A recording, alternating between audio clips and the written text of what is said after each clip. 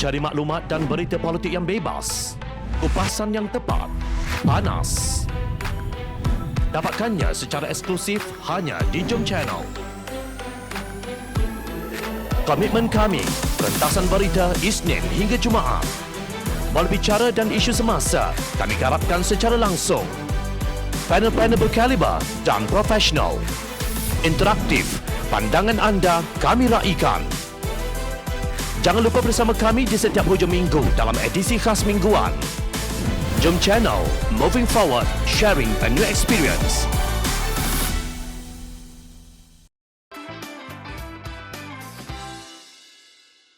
Pemimpin akhir zaman bodoh dan tidak amanah.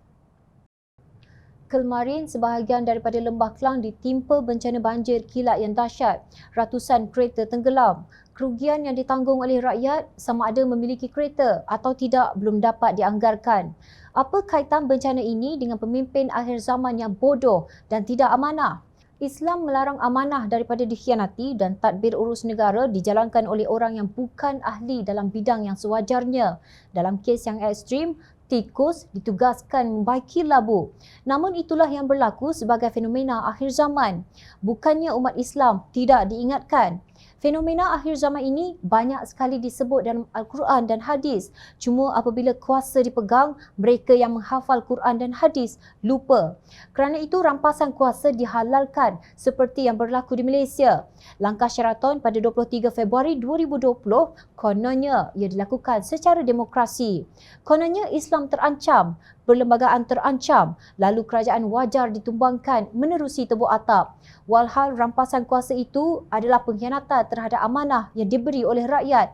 Malangnya, kebijaksanaan golongan ini hanya di tahap merencana rampasan kuasa sahaja tanpa apa-apa dasar untuk memakmurkan negara kecuali menafikan kuasa yang hak yang dimiliki Pakatan Harapan menerusi pilihan raya umum ke-14. Merekalah golongan Ruwaibidah yang merujuk kepada orang yang lemah dan tenggelam dengan hal keduniaan.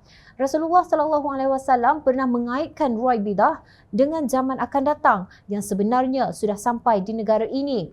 Abu Hurairah radhiyallahu anhu meriwayatkan Rasulullah SAW bersabda, akan tiba pada manusia tahun penuh kebohongan.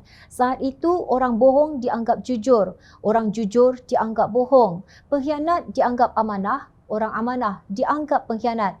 Ketika itu orang Ruwaibidah berbicara.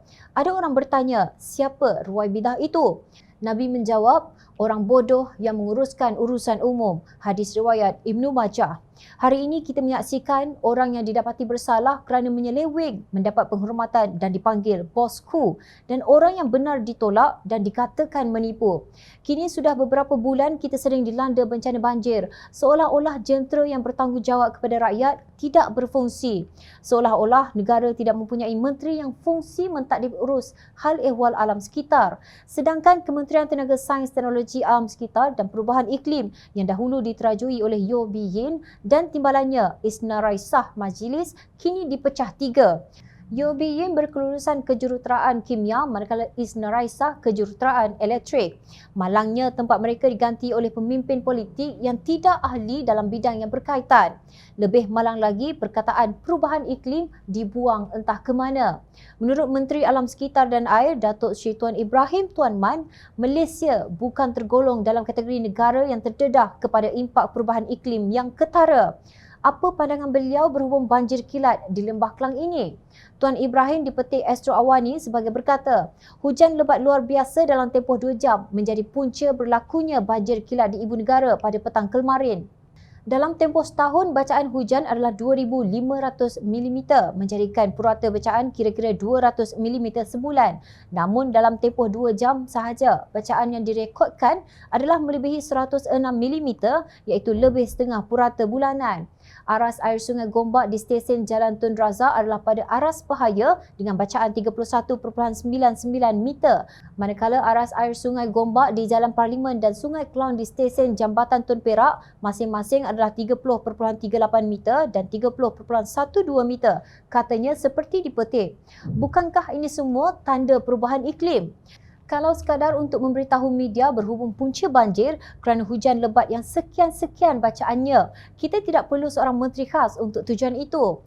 Inilah zaman yang penuh tipu daya apabila amanah dan tanggungjawab jatuh kepada pengkhianat sementara mereka yang amanah dikhianati. Berhubung fenomena ini, Rasulullah SAW sudah memberi amaran menerusi sabdanya yang bermaksud, apabila amanah disia-siakan, maka bersiaplah menghadapi hari kiamat. Lalu seorang bertanya, bagaimanakah amanah itu disia-siakan? Maka baginda menjawab, apabila sebuah urusan pekerjaan diserahkan kepada yang bukan ahlinya, maka bersiaplah menghadapi hari kiamat. Hadis riwayat Bukhari. Dalam konteks negara moden, seseorang yang diangkat sebagai pemimpin sesebuah organisasi, misalnya sebuah kementerian, hendaklah kerana kelayakannya, bukan kerana scheme of things bagi memenuhi kuota parti politiknya. Pemimpin yang amanah bukan hanya mesti berakhlak luhur seperti tidak mencuri dan sebagainya, tetapi juga mesti efisien, memiliki visi dan matlamat yang jelas dalam melaksanakan polisinya demi kepentingan rakyat. Justru andai pemimpin berada di kerusinya kerana merampas kuasa, apakah visi dan matlamatnya? Kerana polisi pun tak ada. Bukan Jom Channel yang mengadakan kisah Rawaibidah dan pemimpin yang bodoh dan tidak amanah di akhir zaman. Tetapi ia peringatan Nabi SAW. Malah jika di negara lain sudah lama pemimpin yang tidak efisien meletakkan jawatannya kerana malu. Ingat, rakyat sentiasa memerhati.